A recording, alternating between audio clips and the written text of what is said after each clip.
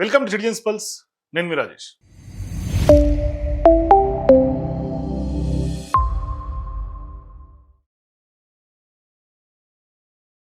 So ఇప్పుడు దేశవ్యాప్తంగా అతిపెద్ద చర్చ జరుగుతోంది. ఒక కొత్త రెవల్యూషన్ స్టార్ట్ అయింది. ఖచ్చితంగా అది కాక్రోచ్ జనతా పార్టీ. ఇప్పటిదాకా బీజేపీ, కాంగ్రెస్ రెండు జాతీయ పార్టీలు కూడా మేమే ఆధిపత్యం చెలాయిస్తున్నాం, రాజకీయాల్లో మేమే శాశ్వతంగా ఉన్నాం, మేము చెప్పినట్టే ప్రజలు వినాలి, ఇక వేరే ఆప్షన్ లేదు, ప్రజలకి థర్డ్ ఆప్షన్ లేదు. మూడో కూటమిలో వచ్చినప్పుడు కూడా థర్డ్ ఫ్రెండ్స్, ఎన్నో థర్డ్ ఫ్రెండ్స్ పుట్టుకొచ్చినా కూడా అన్ని థర్డ్ ఫ్రెండ్స్ కూడా బొక్కబోర్ల పడినటువంటి సందర్భాలే ఉన్నాయి తప్పితే ఆప్షన్ వేరేదిగా కనిపించలా. కేవలం కాంగ్రెస్ లేదంటే బీజేపీ, ఎన్డీఏ, యూపీఏ ఇప్పటిదాకా మెజారిటీ టైమ్స్లో ఈ రెండు పార్టీలే ప్రధానమైనటువంటి ఒక అధికారాన్ని చెలాయించినటువంటి పార్టీలుగా జాతీయ స్థాయిలో ఉన్నాయి. కానీ ఇవాళ చూసుకుంటే కాక్రోచ్ జనతా పార్టీ పుట్టుకొచ్చిన తర్వాత కేవలం 4 రోజుల్లో, ఓన్లీ ఇన్ 4 days వాళ్ళ యొక్క ఫాలోయర్స్ చూస్తే కాంగ్రెస్ బీజేపీకి బొమ్మ పడుతున్నటువంటి పరిస్థితి. అంటే దిమ్మ తిరిగి బొమ్మ పడుతున్నట్టు చూసారా, ఖచ్చితంగా అది కనిపిస్తుంది. వెన్నులో వణుకు పుడుతోంది. ఇంతమంది యువత ఒక్కసారిగా ఇంత భారీ స్థాయిలో తిరుగుబాటు, నిజంగా జంజీ మూమెంట్లు నేపాల్లో, బంగ్లాదేశ్లో చూసినట్టుగా ఇప్పుడు అటువంటి జంజీ మూమెంట్ ఏమన్నా మన భారతదేశం కూడా అటువంటి సిచ్యువేషన్స్ వస్తాయా అన్న అనుమానాలు, చర్చలు జరుగుతుంది. అంటే యూత్ పవర్ ఏంటో చూపించినారు ఇవాళ కాక్రోచ్ జనతా పార్టీ ద్వారా. చూడండి, ఇప్పుడు నేను వీడియో చేస్తున్నటువంటి టైంకి 13.7 మిలియన్ ఫాలోయర్స్, అంటే 1,37,00,000 మంది ఫాలోయర్స్ కేవలం 4 రోజుల్లో సంపాదించుకుంది కాక్రోచ్ జనతా పార్టీ. అంటే యువత కానీ లేకుంటే మొత్తం దేశ ప్రజల్లో ఉన్నటువంటి కోపం ఎంత స్థాయిలో ఉందో చూసుకోవచ్చు. ఇక అట్లాగే కాంగ్రెస్ పార్టీ కానీ భారతీయ జనతా పార్టీ కానీ ఒక రకంగా గతంలో ఎన్డీఏ ప్రభుత్వం లేనప్పుడు యూపీఐ ఎంత స్థాయిలో మేనేజ్ చేసింది, ఎంత స్థాయిలో ఆధిపత్యం చెలాయించిందంటే కాంగ్రెస్ పార్టీ మనం చెప్పుకోవచ్చు. వాళ్ళకి కేవలం 13.3 మిలియన్ వ్యూవర్స్ ఉన్నారు. అంటే కాంగ్రెస్ పార్టీ కంటే కూడా ఇవాళ కాక్రోచ్ జనతా పార్టీ ముందుకెళ్ళిపోయింది. ఇక బీజేపీతో అయితే అసలు సరి సమానం కూడా లేరు. బీజేపీ 8.8 ఓన్లీ ఫాలోవర్స్ ఉన్నారు. అంటే 8,80,00,000 మంది మాత్రమే ఉన్నారు. అదే కాక్రోచ్ జనతా పార్టీకి 13,70,00,000, కాంగ్రెస్ పార్టీకి 13,30,00,000 మంది కనిపిస్తూ ఉన్నారు. సో అసలు ఈ యొక్క వ్యవహారాన్ని ఎట్లా అర్థం చేసుకోవాలి? ఎందుకు అంటే కాక్రోచ్ జనతా పార్టీ ఎందుకు అంత వైరల్ అయింది, యువత ఎందుకు అంతగా మొగ్గు చూపారు అంటే ఇదేదో కేవలం మీమ్ పేజ్ కాదు, లేదు అంటే ఒక సెటరికల్ ఇన్స్టాగ్రామ్ పేజ్ కాదు. ఇవాళ అంత భారీ స్థాయిలో వస్తున్నటువంటి ఫాలోయింగ్ను చూసి ఆ యొక్క బొద్దింకను చంపే ప్రయత్నం కూడా చేస్తున్నటువంటి పరిస్థితులు ఉన్నాయి. అంటే వాళ్ళలో ఎంత భయం ఉందో మనకు అర్థమవుతుంది. ఎట్లా చంపే ప్రయత్నం జరుగుతుందో కూడా నేను మీకు చెప్పే ప్రయత్నం చేస్తా. అంటే కేవలం 4 రోజుల్లో 13 మిలియన్ల రీచ్ దాటింది అంటే ఎట్లా అర్థం చేసుకోవాలి చూడండి. ఇవాళ ఉదయం 12 మిలియన్స్, మధ్యాహ్నానికి 1 మిలియన్ దాటిపోయింది. దేశంలో అత్యంత ధనిక రాజకీయ పార్టీ అయినటువంటి బీజేపీ ఇన్ని సంవత్సరాల ఐటీ సెల్ కృషి, ప్రచారం కోసం కోట్ల రూపాయలు క్యాంపెయిన్ చేసి ప్రచారం కోసం ఖర్చు పెట్టినా, కాంగ్రెస్ అయినా బీజేపీ అయినా ఈ స్థాయిలో ఎమోషనల్ రెస్పాన్స్ సాధించలేకపోయింది. రెండు పార్టీలు కూడా సాధించలేకపోయింది. కానీ ఒక మీమ్ పేజ్ సాధించగలిగింది. ఎందుకు అన్న ప్రశ్న ఇక్కడ ప్రతి ఒక్కరికి రైజ్ అవుతుంది. ఇది కేవలం ఒక కామెడీ కాదు, ఇది ఒక పొలిటికల్ సిమ్టమ్. అంటే ఒక సైలెంట్ ఫ్రస్ట్రేషన్కి ఒక డిజిటల్ రూపంగా మనం దీన్ని చూడాల్సినటువంటి అవసరం ఉంది. అంటే కాక్రోచ్ జనతా పార్టీ అనేది పార్టీ కాదు, అది కేవలం ప్రజల ఆగ్రహానికి పెట్టినటువంటి పేరు. అది దాన్ని ఖచ్చితంగా ఆరూపకంగానే మనం అర్థం చేసుకోవాల్సినటువంటి అవసరం ఉంది. ఇక మనం ఇన్డెప్త్ లేక ఒకసారి వెళ్తే నిజంగా ఒక పదం ఎలా ప్రజల కోపాన్ని మేల్కొల్పింది అన్న ప్రశ్న స్పష్టంగా ఈ యొక్క కాంట్రవర్సీ మొత్తం ప్రారంభమైంది ఒక్క పదంతో. ఆ యొక్క పదం కాక్రోచెస్. అంటే ప్రశ్నించే ప్రజలను, ప్రభుత్వాన్ని విమర్శించే వారిని ఇలా పిలవటం పైనే ఇప్పుడు పెద్ద కాంట్రవర్సీ స్టార్ట్ అయింది. ఇది నిజంగా సాధారణమైనటువంటి వ్యాఖ్యేమి కాదు. డెమోక్రసీలో, మన ప్రజాస్వామ్యంలో క్రిటిసిజం అన్నది చాలా అవసరం, అది నీడ్ కూడా. అట్లా కాకుండా వాళ్ళని ప్రశ్నించినటువంటి వాళ్ళని యాంటీ నేషనల్ కింద ముద్రించడం, ప్రశ్నించడం అనేది ఒక రాజద్రోహమేమీ కూడా కాదు. కానీ గత కొన్ని సంవత్సరాలుగా భారత రాజకీయ వాతావరణంలో ఒక డేంజరస్ ట్రెండ్ కనిపిస్తుంది. ఏంటి ఆ డేంజరస్ ట్రెండ్ అంటే ప్రభుత్వాన్ని ప్రశ్నిస్తే యాంటీ నేషనలిస్ట్ అని, అర్బన్ నక్సలైట్ అని, టూల్ కిట్ గ్యాంగ్ అని, పారాసైట్స్ అని, ఇట్లా డిఫరెంట్ పదజాలం. ఇప్పుడు తాజాగా వచ్చినటువంటి పేరు ఏంటయ్యా అంటే కాక్రోచెస్. ఇట్లా పేర్లు మారుతున్నాయి తప్పితే మెసేజ్ మాత్రం ఒకటే. ఏంటి మెసేజ్ ఈ రాజకీయ పార్టీలు ఇచ్చేదంటే ప్రశ్నించొద్దు. ఇక్కడ ప్రజల్లో ఫ్రస్ట్రేషన్ కూడా ప్రశ్నించొద్దు అన్నందుకే పెరుగుతోంది. మరి బీజేపీ పైన ప్రజల్లో ఎందుకు అసహనం పెరుగుతోందన్న ప్రశ్న ఖచ్చితంగా ఇక్కడ మనం ఉత్పన్నమవుతోంది. ఎందుకంటే ఈ వీడియో బీజేపీని హేట్ చేయడానికి కూడా కాదు, అలాగే బ్లైండ్ సపోర్ట్ చేయడానికి కూడా అంతకన్నా కాదు. కానీ ఒకసారి మనం దీన్ని క్రిటికల్ అనాలిసిస్ చేయాల్సినటువంటి అవసరం ఉంది. అంటే అన్కంఫర్టబుల్ ట్రూత్స్ కూడా మనం బీజేపీకి సంబంధించి మాట్లాడాల్సినటువంటి అవసరం ఉంది. అందుకని వాళ్ళ ప్రజల్లో ఎగోనీ పెరుగుతుంది, యాంగర్ పెరుగుతుంది. వాళ్ళకు అబ్కి బార్ 400 బార్ అంటే 240కే పరిమితమైనటువంటి పరిస్థితులు ఉన్నాయి. అయినప్పటికీ కూడా బీజేపీలో అధికారం రాష్ట్రాలు కొల్లగొట్టుకుంటూ పోతున్నారు. కానీ ప్రజల్లో అయితే మాత్రం అసంతృప్తి సైలెంట్ వేవ్ లాగా ఉంది. మరి 2014లో బీజేపీకి భారీ మద్దతు వచ్చింది.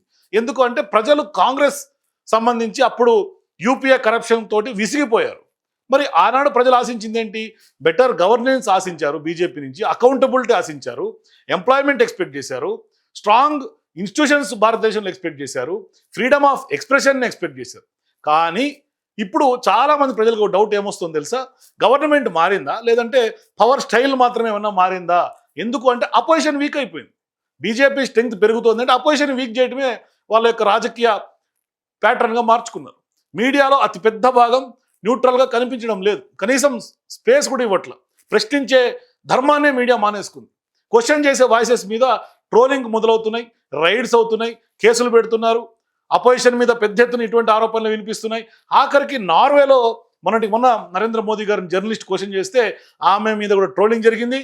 ఆమెకు సంబంధించినటువంటి ఇన్స్టా పేజీలు, ఆమెకు సంబంధించిన సోషల్ మీడియా అకౌంట్స్ అన్నీ కూడా డిలీట్ చేస్తూ పోతున్నటువంటి పరిస్థితి. ఆఖరికి ఇవాళ కాక్రోచ్ జనతా పార్టీకి సంబంధించినటువంటి వ్యవహారంలో కూడా వాళ్ళ యొక్క ఇంత భారీ స్థాయిలో ప్రజల నుంచి వస్తున్నటువంటి రెస్పాన్స్ని జీర్ణించుకునేటువంటి బీజేపీ అధికార పార్టీ ఇవాళ ఆ యొక్క బొద్దింకలుగా పిలువబడుతున్నటువంటి వాళ్ళను, ఆ బొద్దింకలను చంపే ప్రయత్నం చేస్తుంది. అంటే వాళ్ళ హక్కును కాలు రాస్తుంది, ఫ్రీడమ్ ఆఫ్ ఎక్స్ప్రెషన్ని కిల్ చేస్తుంది. ఇవాళ ట్విట్టర్కి సంబంధించినటువంటి వీళ్ళ పేజ్ని, కాక్రోచ్ జనతా పార్టీ పేజ్ని విత్హెల్డ్లో పెట్టినటువంటి పరిస్థితి. నిన్న వాళ్ళు ఏం చెప్పారు? మా యొక్క పేజీలన్నీ కొంత దాన్ని హ్యాక్ చేసే ప్రయత్నం జరుగుతోంది, డిఫరెంట్ హ్యాకర్స్ ద్వారా కొంత ప్రయత్నాలు జరుగుతాయి. ఇవాళ ఏం జరిగింది? ట్విట్టర్ని విత్హెల్డ్లో పెట్టినటువంటి పరిస్థితి. ఒకసారి ఆ యొక్క కాక్రోచ్ జనతా పార్టీ ఫౌండర్ ఏమంటారు చూడండి. हेलो एवरीबॉडी, जिसका डर था वही हुआ। पहले इन लोगों ने हमारा अकाउंट हैक करने को ट्राई करा, जब इनसे हैक नहीं हुआ तो अब इन्होंने हमारा ट्विटर हैंडल इंडिया में बंद कर दिया है, बैन कर दिया है। अब सभी लोग देख सकते हैं ट्विटर पर जाकर कि हमारा काकरोच जनता पार्टी का ऑफिशियल ट्विटर हैंडल अभी इंडिया में नहीं दिख रहा है किसी को भी। तो मैं चाहता हूँ आप लोग सब आवाज़ उठाए और आप लोग पूछे ये अकाउंट हैंडल क्यों बैन किया गया, इससे ऐसा क्या लिखा था? हमने तो कोई गलत चीज़ नहीं लिखी थी, हम तो खाली रेजिग्नेशन मांग रहे थे मिनिस्टर का। वो स्टूडेंट ने सुसाइड की तो उसके बदले हम कुछ अकाउंटेबिलिटी चाहते थे और बदले में इन्होंने हमारा अकाउंट डीएक्टिवेट कर दिया। तो ये कहाँ की डेमोक्रेसी है? आप सभी ये सवाल पूछो। సో చూసారు కదా ఏం మాట్లాడారు. మరి నిజంగానే వాళ్ళు ప్రతిపక్షాలు ఆరోపిస్తున్నట్టుగా ఈ యొక్క పర్సెప్షన్ నిజమా కాదా అనేది కూడా వేరే డిబేట్. ఎందుకంటే కేసులు, ఫ్రీడమ్ ఆఫ్ ఎక్స్ప్రెషన్ మీద అంటే ప్రశ్నించే వాళ్ళనే అనగదొక్కుతున్నారు అనేది. కానీ ప్రజలు చాలా క్లియర్గా క్లారిటీతో ఉన్నారు. ఈ విధంగానే ప్రజలు కూడా ఫీల్ అవుతున్నారు అంటే ఇది ఖచ్చితంగా డెమోక్రసీకి ఒక సీరియస్ సిగ్నల్ వాస్తవానికి. కానీ ఇప్పుడు కాక్రోచ్ జనతా పార్టీ ఎందుకు వైరల్ అయిందనే ప్రశ్న కూడా ఖచ్చితంగా మనం వేసుకోవాల్సినటువంటి అవసరం ఉంది. అంటే ఒక మీమ్ పేజ్కి ఓవర్ నైట్లో కేవలం 4 రోజుల్లో 13 మిలియన్ రీచ్లు రావడం అంటే అది కేవలం ఒక హ్యూమర్ వల్ల కాదు, అది ఎమోషనల్ రెస్పాన్స్ వల్ల. అంటే ప్రజలు తమ యొక్క ఫ్రస్ట్రేషన్ని ఓపెన్గా చెప్పలేనటువంటి సమయాల్లో సెటైర్ వాళ్ళ వాయిస్ అవుతుంది. ఇది వాస్తవం. హిస్టరీలో కూడా ఇదే జరిగింది. ఎమర్జెన్సీ సమయంలో కూడా కార్టూన్స్ పెద్ద ఎత్తున మాట్లాడినాయి. డిక్టేటర్షిప్లో సెటైర్ నిజంగా సర్వైవ్ అయింది. ఎందుకు అంటే హ్యూమర్ అనేది ఖచ్చితంగా కూడా పవర్లెస్ పీపుల్ యొక్క లాస్ట్ వెపన్ అది. కాబట్టి కాక్రోచ్ జనతా పార్టీకి కూడా అదే. ఇది ఒక పొలిటికల్ రెవల్యూషన్ కాకపోవచ్చు కానీ జెన్జీ రెవల్యూషన్ అయితే అయ్యే అవకాశం ఉంది. కానీ ఒక సైకలాజికల్ రివోల్ట్ మాత్రం ఖచ్చితంగా అని మనం స్పష్టంగా చెప్పవచ్చు. అసలు వాస్తవానికి ప్రజాస్వామ్యం అంటే ఏంటి? ఎలక్షన్స్ ఉండాలి, అపోజిషన్ ఉండాలి, ఇండిపెండెంట్ మీడియా ఉండాలి, జ్యుడిషియరీ చాలా స్ట్రాంగ్గా ఉండాలి, ఫ్రీడమ్ ఆఫ్ క్రిటిసిజం ఉండాలి, ఫ్రీడమ్ ఆఫ్ ఎక్స్ప్రెషన్ ఉండాలి. మరి ఈ పిల్లర్స్లో ఏది బ్యాలెన్స్ తప్పినా, ఇంబ్యాలెన్స్ అయినా డెమోక్రసీ హెల్తీగా ఉండదు. కానీ ఇప్పుడు ఏం జరుగుతుంది? నిజంగా డెమోక్రసీ హెల్తీగా ఉందా ఇవాళ మన దేశంలో? ఇది ఒకసారి ప్రశ్నించుకోవాల్సినటువంటి అవసరం ఉంది. అంటే ఒక ప్రభుత్వం ఎంత పవర్ఫుల్ అయినా క్రిటిసిజంని ఖచ్చితంగా టాలరేట్ చేయగలగాలి. టాలరేట్ చేయలేనటువంటి పక్షంలో డెమోక్రసీ ఇన్బ్యాలెన్స్ అయ్యే అవకాశం ఉంది. డెమోక్రసీ కంట్రీ కాదు.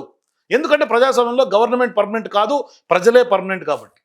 మరి ఇప్పుడు ఇండిపెండెంట్ మీడియా లేనప్పుడు, చాలా వరకు మీడియా సంస్థలు గొంతెత్తి ప్రశ్నించినప్పుడు కేవలం సోషల్ మీడియా పనిచేస్తుంది. లేదు అంటే వ్యక్తిగతంగా ఇన్స్టా, ట్విట్టర్ వాళ్ళ యొక్క వ్యక్తిగత హ్యాండిల్స్ ద్వారా క్వశ్చన్ చేస్తున్నారు. ఇప్పుడు నిజంగా సోషల్ మీడియా ఒక కొత్త పార్లమెంట్ అయ్యిందా అన్న ప్రశ్న తలెత్తోంది. అంటే ఇప్పుడు ప్రజలు పార్లమెంట్ కంటే కూడా ఇన్స్టాగ్రామ్లోనే ఎక్కువగా మాట్లాడతారు వాళ్ళ సమస్యల గురించి. మరి ఎందుకంటే అక్కడ ప్రజాప్రతినిధులు ఏం మాట్లాడట్లా. మరి ఎందుకు ఇవాళ ట్రెడిషనల్ సిస్టమ్స్ మీద ట్రస్ట్ తగ్గుతోంది ప్రజలకి? న్యూస్ ఛానల్స్ వాస్తవానికి పెద్ద పెద్ద న్యూస్ ఛానల్స్ గోధీ మీడియాగా చెప్తున్నారు ఇవాళ కాక్రోచ్ జనతా పార్టీ. మరి ఆ గోధీ మీడియా స్క్రిప్టెడ్గానే అనిపిస్తోంది వాస్తవానికి. ఇవాళ ప్రజల్లో ఉన్నటువంటి అభిప్రాయం కూడా అదే. డిబేట్స్ కూడా కేవలం వన్ సైడెడ్గా నెరేటివ్ బిల్డ్ చేస్తారు, ప్రాపగండలాగా కనిపిస్తున్నాయి. మనం ఫర్ ఎగ్జాంపుల్ మన రాష్ట్రంలో చూసుకుందాం. మన రాష్ట్రంలో బండి భగీరథ విషయంలో ఏం జరిగింది? ఆ రోజు సోషల్ మీడియా మాట్లాడింది. ప్రభుత్వం చేస్తున్నటువంటి తప్పిదాల్ని, బీజేపీ కాంగ్రెస్ చేస్తున్నటువంటి వ్యవహారాల్ని సోషల్ మీడియా ఎండగట్టింది. మరి మరి ఇవాళ కాక్రోచ్ జనతా పార్టీ పేరుతో ఇంత భారీగా ఫ్రస్ట్రేషన్ ప్రజల్లో కనిపిస్తోంది. అందుకే ఇప్పుడు మీమ్స్ ఇప్పుడు ఒక కొత్త పొలిటికల్ లాంగ్వేజ్ అయినట్టుగా మనకు కనిపిస్తోంది. స్పష్టంగా ఒకప్పుడు న్యూస్ పేపర్స్ ఒపీనియన్ షేప్ చేసేవి, ఇప్పుడు ఇన్స్టాగ్రాము, సోషల్ మీడియా, రీల్స్ ఇవన్నీ కూడా షేప్ చేస్తున్నాయని చెప్పుకోవాలి. మరి ఒక రకంగా చెప్పాలంటే కాక్రోచ్ జనతా పార్టీ అనేది ఒక జోక్ కాదు.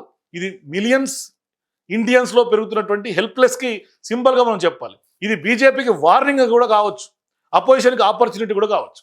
కానీ డెమోక్రసీకి మాత్రం ఒక ఇంపార్టెంట్ రిమైండర్. ప్రజలు ఖచ్చితంగా సైలెంట్గా ఉన్నారని, వాళ్ళకు యాంగర్ లేదని మాత్రం అనుకోవద్దు. ఖచ్చితంగా యాంగర్ చాలా సైలెంట్గానే ఉంది. కొన్నిసార్లు రెవల్యూషన్స్ స్పీచెస్లో రావు, మీమ్స్తో మొదలవుతాయి. కాబట్టి ఖచ్చితంగా ఈ యొక్క కాక్రోచ్ జనతా పార్టీ ఇంత భారీ స్థాయిలో దూసుకెళ్తున్నటువంటి నేపథ్యంలో మరి ఎటువంటి రెవల్యూషన్ పుట్టుకొచ్చే అవకాశం ఉంది మన భారతదేశంలో. మరి ఎందుకు కాక్రోచ్ జనతా పార్టీని చంపేందుకు కుట్ర జరుగుతుంది? మరి మీ అభిప్రాయాలు కింద నా కామెంట్స్ చెప్పండి. For more videos please watch citizens pulse.